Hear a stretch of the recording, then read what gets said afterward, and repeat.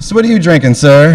I'm drinking the Aristic Hop Harvest. Yeah? Yeah. What do you think? I think it's fantastic. So, what's your favorite on tap then? I'd probably have to go with the X2. Yeah? Yeah. Give me a little description on the X2 there, Paul. Yeah, the X2 is a nice East Coast style double IPA, so kind of in the new category of New England IPA that a lot of the Portland brewers are kind of crafting. A lot of Vermont brewers were crafting and that sort of stuff.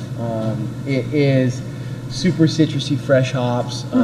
It's 8.5%, but like it doesn't drink that way. It drinks like a 4. Yeah.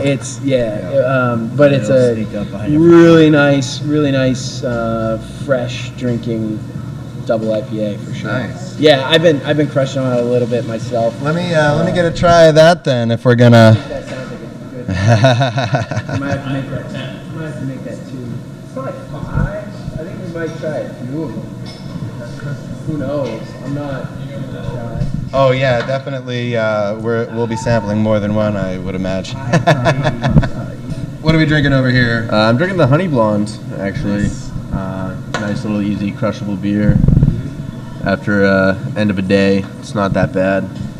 Tyler's one of our production brewers here. Nice. So, he and Donnie are two big production brewers here. So anything you've had in a bottle, they've probably brewed it. So Sweet. Brian is our tasting room manager. Justin's our packaging manager. So the gang's all here, huh? The crew. Yeah. Well, to the beers, fellas. Cheers. For the beers. Cheers. Clinky, clinky, clanky. Clanky, clanky, clanky. We don't need to clank.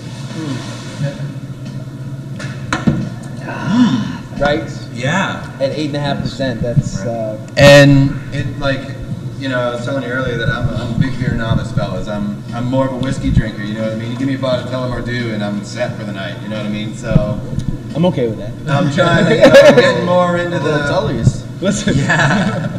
Getting a little You up more into for the beer another scene. tour? And I've never really been a huge IPA fan, you know what I mean? But Yeah. I could probably drink this all day and feel great getting drunk off of it. Yeah, So. well, yeah, and it wouldn't take you all day. Yeah. Yeah.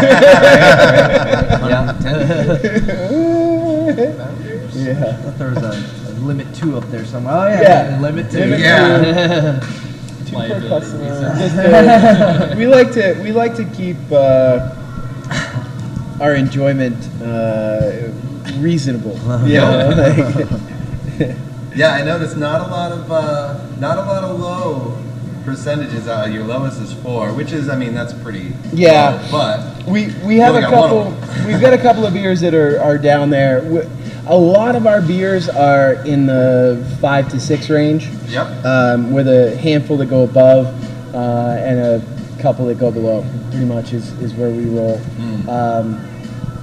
I tend to like, personally, I like a 5 to 6% beer. Yeah. It's like the sweet spot right now. Yeah, for me. Anything over a 7.2, and I don't know why 7.2, but anything over a 7.2, Awesome. it just gets like bigger. Except for the X2.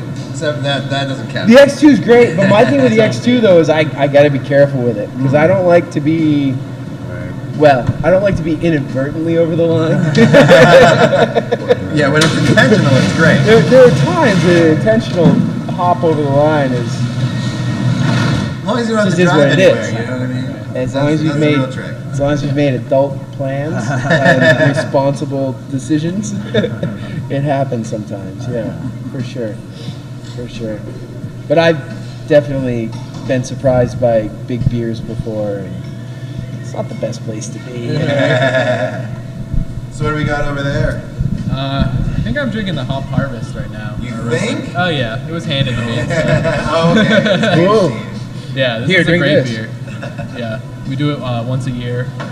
It's with local grains from Buck Farms up in Maine. Yeah, Maine Malt House. Maine Malt House, and all the hops come from Aristic hops. Rustic hops. So I want to try and get a stop for us there during our northern Maine adventure this time.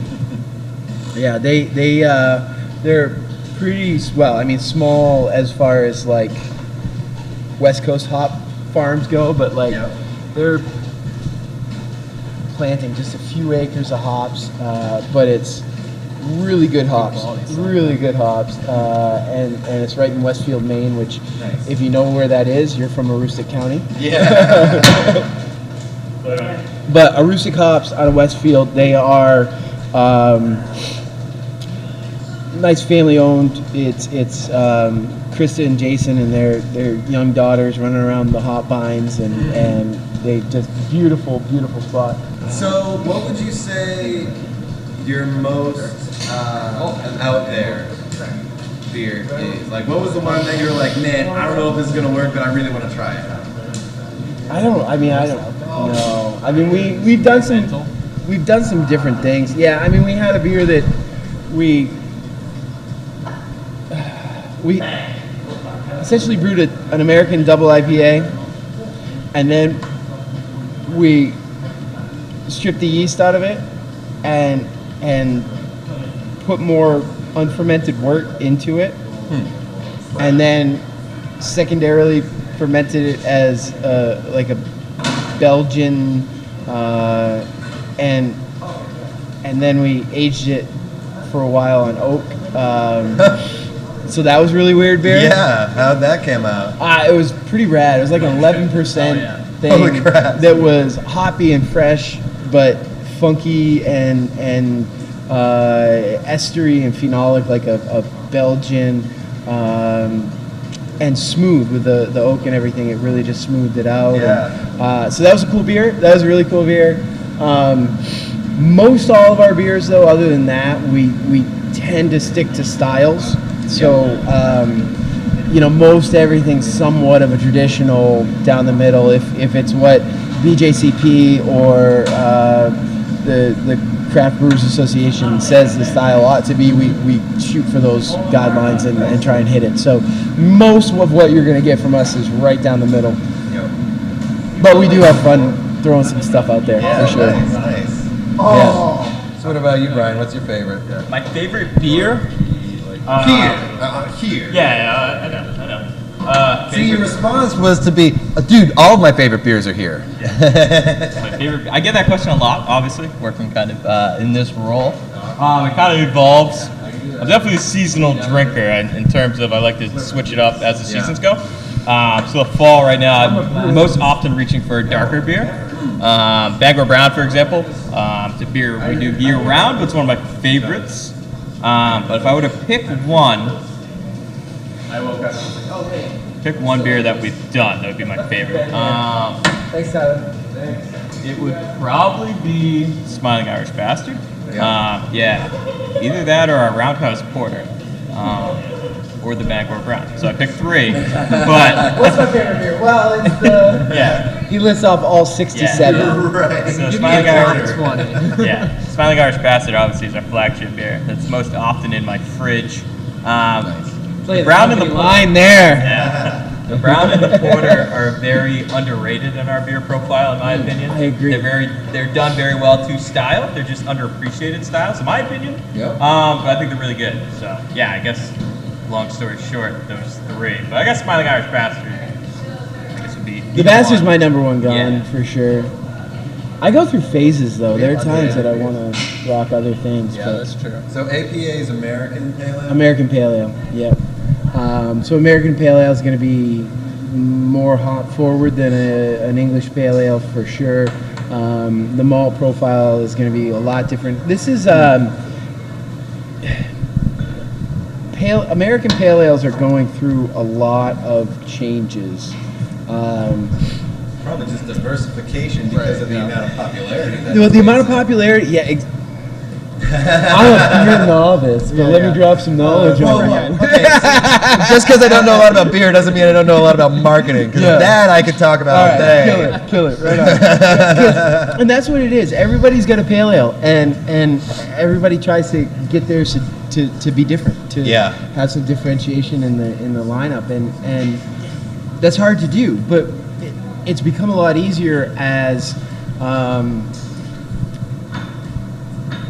people have gotten really creative. I mean, the malt profiles are very different now than they used to be. A pale ale used to be kind of what the Bastard is, but not as hoppy. The Bastard's like probably third or fourth generation of what American Pale Ales were. But it used to be some base malt, some crystal malt, and your hops to balance it. And lately it's been a lot more, your Pale Ale is like your base malt, a little bit of maybe some Munich or something funky like that, and then some oats on top to give it some feel, but they're a lot drier now than they used to be. Yep. The Bastard is a little bit sweeter. It's really a traditional West Coast style pale. And then the IPA category is just even stranger than that. You know, I mean, it just goes this full range. I mean, it used to be that back 10 years ago, things were being called IPAs that were like super dark copper colored, almost amber. Right. And now so many of the IPAs, like we just had the X2, they're super light in color, not very sweet. The sweetness actually now is coming from new hop varieties and things like that. So I mean, we are always chasing the new hops. We're always chasing the new thing. But for us, we like to put our flag in the old school traditional. So that's where the Bastard lives. Traditional West Coast style, dry hopped American Pale Ale. So I think I might want to try out the blonde, because I usually am a big blonde fan. Okay, so the blonde's a great beer. The blonde, it's an American blonde, and when we say it's an American blonde, what we mean is it's an American blonde. A lot of times now we get blonde ales that are actually more like light IPAs. Yep. So this is not hop forward at all. There's enough hops on there to balance it, but we actually use Maine honey as well to give the malt side a little bit of sweetness. We get all of our honey from Swan's Honey out of Albion, Maine. I actually drove there this morning to go get a ton. Oh, wow. So Really good. nice, light, easy drinking. Yeah. Presque Isle, because my wife's family's from Presque Isle. The first time we brewed this, they're potato farmers in Presque Isle, and we were there for Thanksgiving, and I opened a closet to get my coat, And a bunch of potatoes to spell out and well, trampoline you? strangely enough, it was about waist high stacked up mason jars of honey. Oh, wow. And I'm looking like, what is all this from? And they explained that they have beekeepers come and put their hives out over their land, helps pollinate their crops. Oh, yeah. But then also the beekeepers get all the honey. Yeah. And kind of as a thank you for that sort of mutually beneficial scenario, the beekeeper every year gave them like a case of mason jars filled with honey. Wow. And I love local honey, and so I was kind of admiring it. And her grandfather, who is the cover model for the beer, he's passed away this year, but he's like, hey, if you got something good to do with that, you can take it. I'm like, hey, I think I got something to do. So we made the Presque Isle Honey Blonde really as an idea of what to do with that honey. And, you know, we got that honey, and it was, do we want to make a brown? Do we want to make a, sweeter beer? But the idea of putting nice, light, easy drinking, it's a beautiful beer for me. Yeah. This is I call this one my shower beer. You crack a bottle of this and get in a hot shower, there's not much better. Or, I mean, hot tub, same kind of Well, idea. I don't really care too much where the warm water comes from. Right. Well, I mean, there are some limits, but I'm just gonna let that one slide. yeah.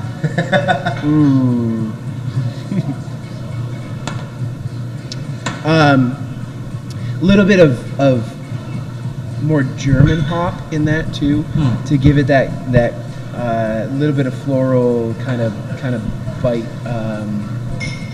that finishes it off dry. But it's certainly not hop forward. Right. But it's there to balance off the honey sweetness. Yeah. Again, not being like the hops, is like there. Yeah. But everything, like you're saying, feels balanced, goes down easy.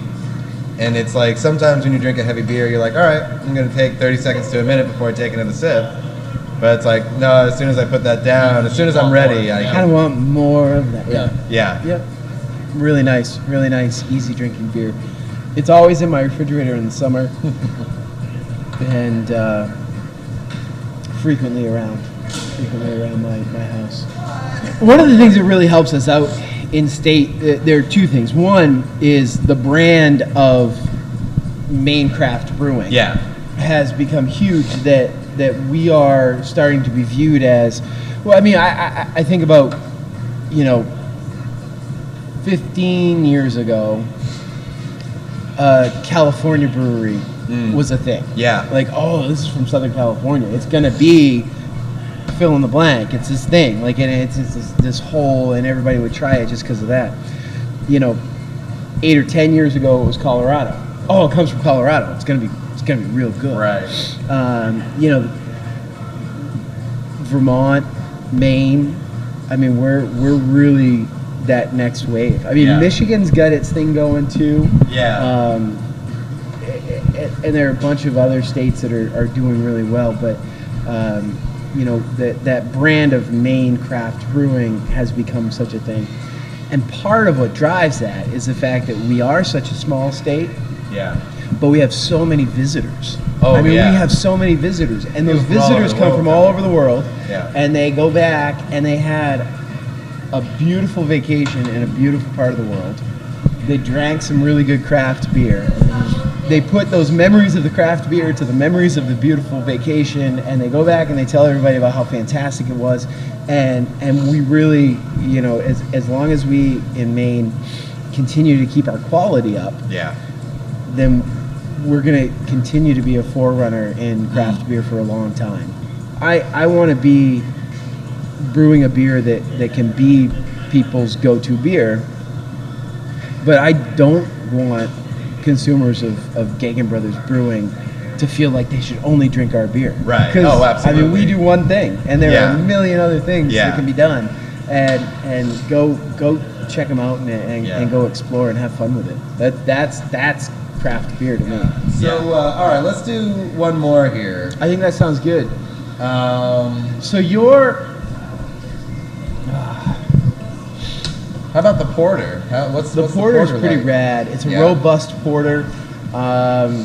It is nice and roasted. It's dark. It's good mouthfeel. It doesn't. Yeah, you got to.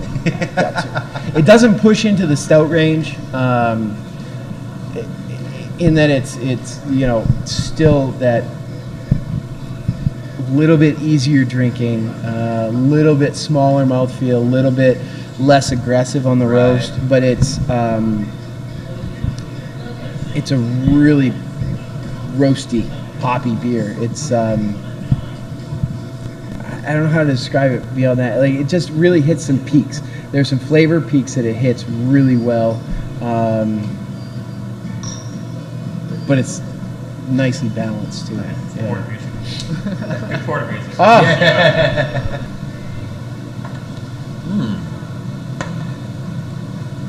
Nice.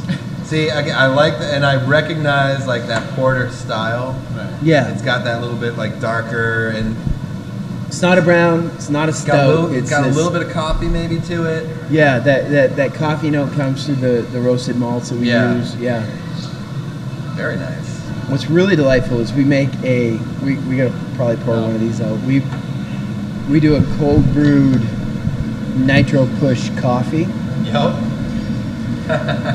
And that by itself is phenomenal, but that mixed with a little bit of porter or our oatmeal stout, pretty rad. So we joined forces with Unrest Coffee, a local coffee roaster.